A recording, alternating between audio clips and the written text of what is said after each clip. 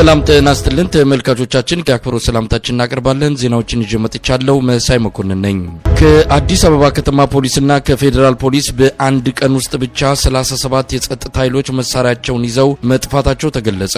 በየዕለቱ ቢያንስ 2 እና ከዚያ በላይ የፖሊስ አባላት እንደሚሰወሩ የአንከር ሚዲያ ምንጮች ካደረሱን መረጃ ለማወቅ ተችሏል። ከአንድ ሳምንት በፊት በአንድ ቀን ውስጥ ብቻ ከፌደራል ፖሊስ 21 ከአዲስ አበባ ፖሊስ ደግሞ 16 የፖሊስ አባላት መሳሪያቸውን እንደያዙ መጥፋታቸው ነው የደረሰን መረጃ የሚያመለክተው። በየጊዜው ከሁለቱ የፖሊስ ተቋማት አባላት እንደሚጠፉ የተገለጸ ሲሆን ይህን አገዛዙን ከፍተኛ ስጋት ውስጥ የከተተው የጸጥታ ኃይሎች ከነትጥቃቸው መጥፋትን ለማስቆም ማንነትን መሰረት ያደረገ እርምጃ መወሰድ መጀመሩም ተመልክቷል። በዚህም በአማራ ተወላጆች ላይ ያነጣጠረ አንዳንድ የደቡብ ተወላጆችም የሚገኙበት የግዳጅ እረፍትና ከስራ የማሰናበት እርምጃ በመወሰድ ላይ መሆኑን ለጉዳዩ ቅርበት ያላቸው የአንከር ሚዲያ ምንጮች ገልጸዋል። ከሰሞኑም ከአዲስ አበባ ፖሊስ ከ100 በላይ የሚሆኑ የአማራ ተወላጆች የፖሊስ አባላት የግዳጅ እረፍት ተሰጥቷቸው ከምድብ ቦታቸው እንዳይገኙ መደረጋቸው ታውቋል። በፌደራል ፖሊስ በተመሳሳይ በርካታ የአማራ ተወላጆችና ከደቡብ ክልል የመጡ አባላት ከስራ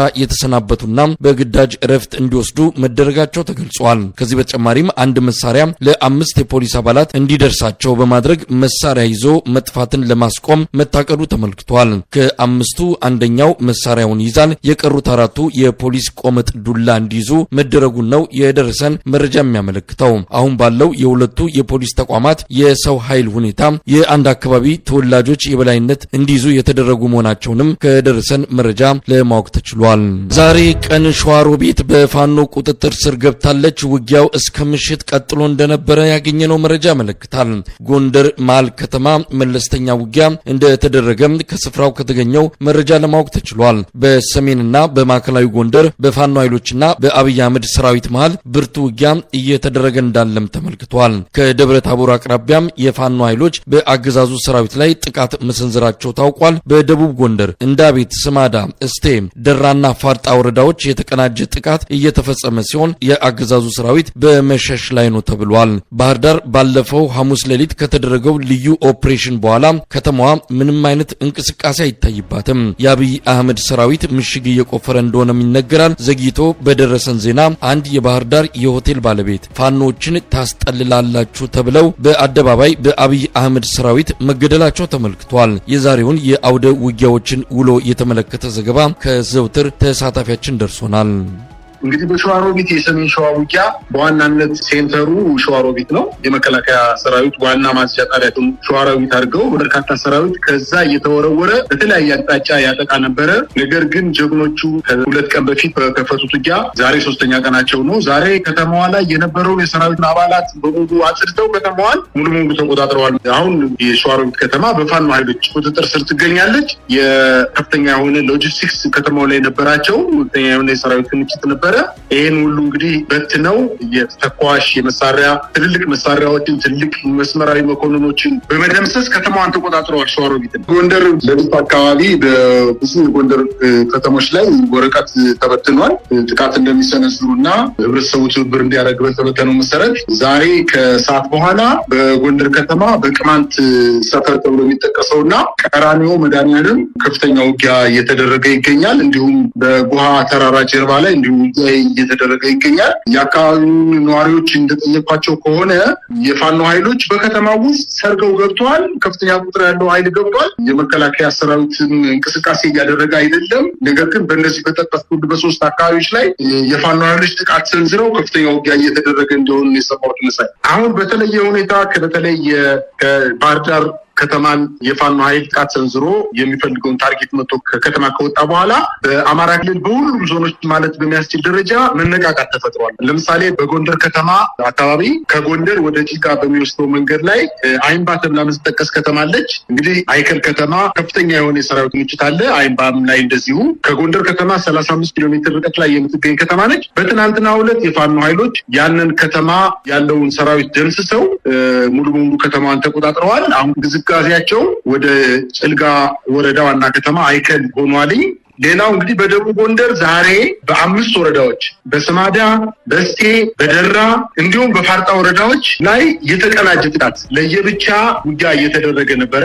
ለምሳሌ በክምር ድንጋይ፣ በወረታ፣ በጋሳይ ከተሞች ላይ እንዲሁ የደፈጣ ውጊያዎች እየተደረጉ የዞኑ የሚሊሻ ጽሕፈት ቤት ኃላፊ በጋሳይ ከተማ ላይ እንደተገደለ በአንተ ሚዲያ ተገልጿል።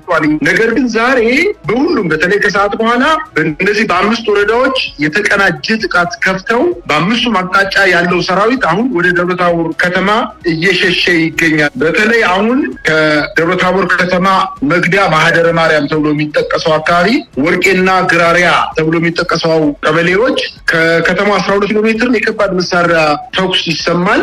ወደ ደብረታቦር ከተማ እየተጠጋ ነው። ይህ የሚያሳየን በወታደራዊ ቋንቋ የሚያሳየን የመከላከያ ሰራዊቱ ወይንም ያገዛዙ ጦር ወደ ደብረታቦር ከተማ እያፈገፈገ እንደሆነ ነው የሚያሳየው። ከባድ መሳሪያዎች ይተኮሳሉ።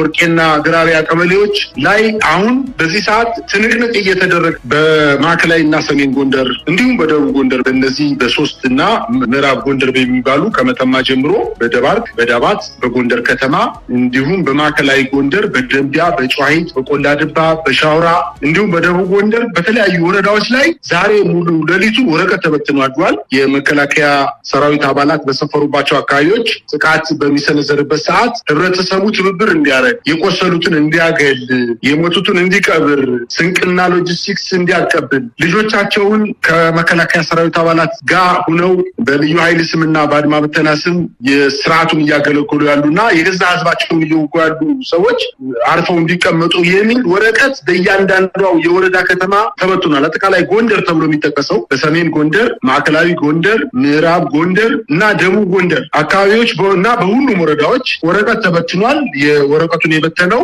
የጎንደር እዝ ነው። የጎንደር እዝ የተፈራረሙበት የተበተነው ዛሬ ሌሊት ተበትኖ አድሯል። ከህብረተሰቡ ደርሷል። ሌላው እንግዲህ የባህር ዳር ከተማ የመከላከያ ሰራዊት አባላት፣ የልዩ ኃይል አባላት፣ የሚሊሻ አባላት፣ የፋኖ ኃይሎች ገብተው ከፍተኛ ድል አግኝተው የሚወጡበት ሰዓት በከተማዋ ከባድ ውጊያ ተደርጓል። የሞርታር፣ የድሽቃ፣ የአርፒጂዎች ተወርረዋል። ነገር ግን ህብረተሰቡ በቤቱ ውስጥ ተቀምጦ ምንም አይነት ጉዳት ሳይደርስ እያንዳንዱ ማህበረሰብ ፋኖ ያዘዘውን ትዕዛዝ፣ ፋኖ ያወጣውን አዋጅ የመኪና እንቅስቃሴ እንዳይደረግ፣ የንግድ ድርጅቶች እንዳይከፈቱ እንዲያ በምናደርግበት ሰዓት ወጣቱ ከቤቱ፣ አዛውንቱ፣ ቄሱ፣ መነኩሴው በቤቱ እንዲቀመጥ ባለው መሰረት ምንም አይነት ጉዳት ሳያደርስ በከተማው ህዝብ ላይ ምንም አይነት ጉዳት ሳያደርስ የልባቸውን ሰርተው ስለወጡ ስለተሳካላቸው ህብረተሰቡ ስለተባበራቸው የምስጋና ደብዳቤ በከተሞች ተበትኗል። እንግዲህ በባህር ዳር ከተማ ከ2 ቀን በፊት ነው የፋኖ ኃይሎች በ3 አቅጣጫ ገብተው ጥቃት የሰነዘሩት። የከተማው ህዝብ ሙሉ በሙሉ ማለት በሚቻል ደረጃ ከቤቱ መውጣት አልቻለም። እንቅስቃሴ የለም። ከተማዋ ጸጥ ረጭ ብላለች። የንግድ ድርጅቶች፣ ሆቴሎች፣ ሱቆች፣ ትልልቅ አገልግሎት ሰጪ ተቋማት ሙሉ በሙሉ ቆመዋል። ባሶቹ በመናኸሪያም ይሁን በተለያየ ጎዳና ላይ ቆመው ነው ያሉት። የሰው እንቅስቃሴ ምናልባት ጎረቤት ላይ ዳቦ ለመግዛት፣ እንጀራ ለመግዛት፣ የዕለት ፍጆታዎችን ለመግዛት ካልሆነ በስተቀር ትልልቅ የአገልግሎት ሰጪ ተቋማት፣ ገበያዎች፣ ኦፕን ማርኬቶች ዝግ ናቸው እና መንግስት በጣም በከፍተኛ ሁኔታ ስለተጨነቀ የህብረተሰቡ እንቅስቃሴ የተገደበ መሆኑ ቤቶቻቸው ተሰጥቶ በመሰንበታቸው ስለተጨነቀ በዛሬው ዕለት አውቶቡሶችን በግዴታ ሚኒባሶችን በግዴታ አውጥቶ ሰው ሳይኖራቸው ከቦታ ቦታ በማንቀሳቀስ እንቅስቃሴ እየተደረገ ነው እና ሁሉ ለማስባል ከፍተኛ ርብርብ እያደረጉ ይገኛሉ። ነገር ግን በባሶች የሚሆኑ በሚኒባሶች አልፎ አልፎ በባጃጆች ላይ ምንም አይነት ከሹፌሮች ውጭ ምንም አይነት የሰው እንቅስቃሴ የለም። በዛው ልክ የፋኖ ኃይሎች ጥቃት ሰንዝረው ከወጡበት ቀን ጀምሮ ወታደራዊ እንቅስቃሴ በከተማው የለም። የወታደራዊ መኪኖች እንቅስቃሴ የለም። አልፎ አልፎ ገመድ ዘርግተው ፍተሻ ከሚያደርጉ የልዩ ኃይል አባላት ውጪ መከላከያ በከተማው እንቅስቃሴ እያደረገ አይደለም። ይህን ያለው የአማራ ፋኖ በጎጃም በተለያዩ አውደ ውጊያዎች የአብይ አህመድ ሰራዊት ላይ ከፍተኛ ኪሳራ ማድረሱን አስታወቀም። በምዕራብ ጎጃም በፈረስ ቤትና ደንበጫን መሃል ለሰራዊቱ ቀለብ ይዞ ሲንቀሳቀስ በነበረ የአብይ አህመድ ጦር ላይ የደፈጣ ጥቃት በመፈጸም ቀለቡን ጨምሮ በርካታ የጦር መሳሪያዎችን መውሰዱን ከአማራ ፋኖ በጎጃም የህዝብ ግንኙነት ክፍል የደረሰን መረጃ ያመለክታል። በተለያዩ የጎጃም አካባቢዎች ውጊያዎች መደረጋቸውም ተገልጿል። በጎጃም ስላለው ወቅታዊ ሁኔታ ማርሸት ፀሐይን አነጋግሬዋለሁ። አሰማለሁ። ዛሬ ጎጃም ውስጥ ሁለት ቦታ ላይ ከፍተኛ የማጥቃት እንቅስቃሴ አድርገናል። የመጀመሪያው ፈረስ ቤትና ደንበጫ መካከል የአማራ ፋኖ በጎጃም ደጋዳሞት ብርጌድ ባለበት ቀጠና አካባቢ ከፈረስ ቤትና ደንበጫ መካከል ከደንበጫ ተነስቶ ሬሽን ለማቀበል ወደ ፈረስ ቤት ሲጓዝ የነበረ የጠላት ኃይል በደፈጣ ጥቃት ከጠዋት 1 ሰዓት አካባቢ ከፍተኛ ጥቃት ደርሶበት ነበረ። አስክሬን ጥሎ የተወሰነው የጠላት ኃይል ሸሽቶ ደንበጫ ገብቶ እንደገና ኃይል ጨምሮ ወደ ፈረስ ቤት ለመግባት ሲሞክር መደበኛ ውጊያና ማጥቃት ተሸጋግሮ ሙሉ በሙሉ የገባው ኃይል ተደምስሶ የክላሽንኮቮች የተተኳሽ ምርኮኛ ተገኝቷል። ከፍተኛ የሆነ ገድል ተፈጽሟል። እስከ 7 ሰዓት ድረስ ከፍተኛ ውጊያ ነበረ። ዙ23 ብረት ለበስ ታንክ ቢጠቀምም የሚበገር ወደ ኋላ የሚሸሽ የፋኖ ኃይል አልነበረም። ከፍተኛ ገድል ተሰርቷል። ሌላው ከባህር ዳር ተነስቶ ዙ23 ብረት ለበስ ታንክ ብዙ ሺህ ሰራዊት ጭኖ ወደ ሜጫ አማሪት ወደ ተባለ ቦታ ሲገሰግስ የነበረው የጠላት ኃይል አማሪት የምትባለን ሳተላይት ከተማ ለመያዝ ከፍተኛ ጥረት ቢያደርግም በጀግኖቹ የታደሰ ሙሉ ብርጌድ አባላት ፋኖች ተደምስሶ ከመንገዱ ተስተጓጉሎ 2 ዙር ሙሉ ከፍተኛ ማጥቃት ቢያደርግም መቋቋም አቅቶት ተመልሶ መራዊ ቻይና ካምፕ ወደ ተባለ ቦታ ገብቷል። ከፍተኛ የሆነ ጀብድ ተፈጽሟል። በጠላኛ ኪሳራ አድርሰናል። በዛሬው ዕለት ማርሸት ምናልባት ከባህር ዳሩ ድል በኋላ መነቃቃት ተፈጥሮ በአንዳንድ አካባቢዎችም ተመሳሳይ እንቅስቃሴዎች እንዳለ ነው የሚያሳየውና እንደው ከባህር ዳሩ ውጊያ ከባህር ዳሩ ኦፕሬሽን በኋላ ያለው ሁኔታ ምን ይመስላል? በአጠቃላይ የባህር ዳሩን ኦፕሬሽን በትንሽ ፋኖች ለሙከራ ያደረግነው ግን ታርጌት ያደረግነው ኦፕሬሽን ነበረ። በጣም የተሳካ ኦፕሬሽን የሰራ ነው። ከዚያ በኋላ ግን በሁሉም የጎጃም ብቻ ሳይሆን የአማራ ክልል አካባቢዎች የሚንቀሳቀሱ ፋኖች ከፍተኛ ወኔ ተሰምቷቸዋል። የሞራል መነቃቃት መጥቶላቸው ከፍተኛ ማጥቃት እንዲገቡ ምክንያት ሆኗል። የባህር ዳር ኦፕሬሽናችን በየአቅጣጫው ይቀጥላል። መሳሪያ መቀበላችን ይቀጥላል። ዛሬም ድረስ አሁን ለአንተ እስከማወራ ባሉ ደቂቃዎች ድረስ ከበርካታ ብርጌዶች ፋኖች እየደወሉ የራሳቸውን ከተማ የሚቆጣጠሩበትን ቀን እያሰሉ ሁኔታዎችን እየገመገምን ነበር። በዚህ አጋጣሚ ዳንግላ፣ አዲስ ቅዳም፣ ሰከላ፣ ፈረስ ቤት፣ ቋሪት፣ ጎንጅ ቆልላ፣ ሰዴ፣ ረቡ ገበያ፣ ሉማሜ፣ አምበር፣ አማኑኤል ሌሎች ከተሞችም ነፃ ናቸው። በአሁኑ ሰዓት ከተሞችም ነፃ እያደረግን ነውና ከፍተኛ ማጥቃት ውስጥ ነው ያለነው። ፋኖም በእጅጉ በከፍተኛ ሁኔታ እየተነቃቃ ነው ያለው። አሁን የህዝቡ ሁኔታ እንዴት ይገለጻል? እንግዲህ የተሰጠውን ትዕዛዝም በማክበር ነው። ለምሳሌ በባህር ዳር ያለውን ሁኔታ ማስታወስ ይቻላል። ሌሎች አካባቢዎችም ህዝቡ ከፋኖ እኩል ዋጋ እየከፈለን ያለውና የህዝቡን ስሜት አጠቃላይ ሁኔታ በምን መግለጽ ይቻላል? ህዝቡ ፋኖ ነው። ፋኖ ህዝቡ ነው። አንድ ነው። ተነጣጥሮ የሚታይ አይደለም። አሁን ህዝብና ፋኖ የሚባል የለም። አንድ ነው። ሁሉ ድንጋይ የያዘው ድንጋይ፣ ጥይት የያዘው ጥይት፣ ሬሽን ያለው ሬሽን፣ ብስኩት ያለው ብስኩት ነው የሚሰጠው።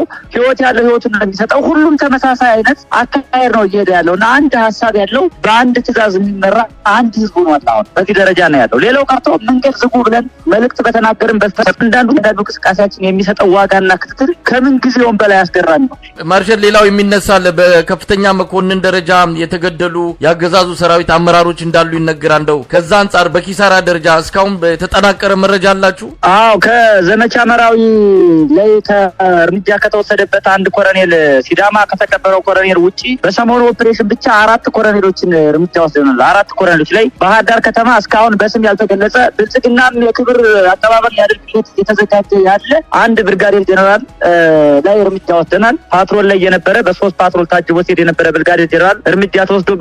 4 ኮሎኔል እና 1 ብርጋዴር ጀነራል ላይ በአንድ ሳምንት ብቻ እርምጃ ወስደናል። ይሄ ትልቅ ድል ነው። ትልቅ እንቅስቃሴ ነው። ሰራዊቱን በሚገባ አስተጓጉለነዋል። ህዝብን ያሳተፈ ውጊያ የምናደርግ ተዋጊዎች ነን። የህዝብ ኃይል አመራር ነን። ህዝብን ኃይል አድርገን የምንንቀሳቀስ የነጻነት ተዋጊዎች ነን። የውጊያ ስልታችንም ጠላትን በየአቅጣጫው በሽምቅና በደፈጣ በማጥቃት ማዳከም፣ ጠላት የያዘውን መሳሪያ መቀማት ነው። በሚገባ የሰው ኃይል ኪሳራ እያደረሰበት ነው። እየናርነው ነው። እየበተንነው ነው። መሳሪያውንም እየተቀበልነው፣ ተተኳሹን እየተቀበልነው ነው።